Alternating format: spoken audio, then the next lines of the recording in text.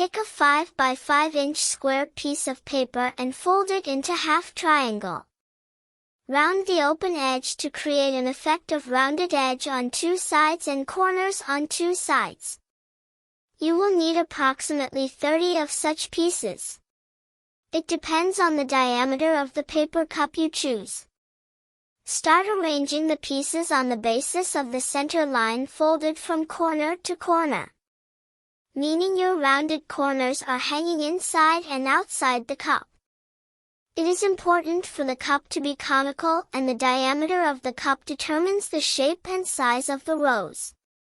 I used 5 cm diameter cup and got a 10 cm diameter rose. Start applying glue from the second layer. Make sure the center stays on the rim of the cup, but don't worry if the corners are not aligning. The corners can stick out a bit, however make sure that the petal level is almost equal to the previous level. Stick your petals about 1 cm apart. Do not push them down on inside. Just ensure they are well attached at the rim. Keep repeating the process and you will begin to see the results. Please subscribe for more such slow, detailed, and informative tutorials. Like, share, and subscribe August Lady Creations channel. If you want a detailed tutorial on any other interesting art and craft works, please comment.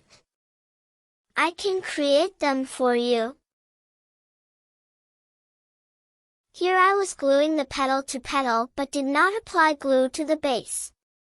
Don't do this mistake as the petals can fall away. Apply glue beyond the petal. Now comes the good part. Slowly remove it from the cup. Enjoy the beautiful rose you made. Thank you so much for watching the video. Please subscribe to August Lady Creations to enjoy more awesome craft tutorials.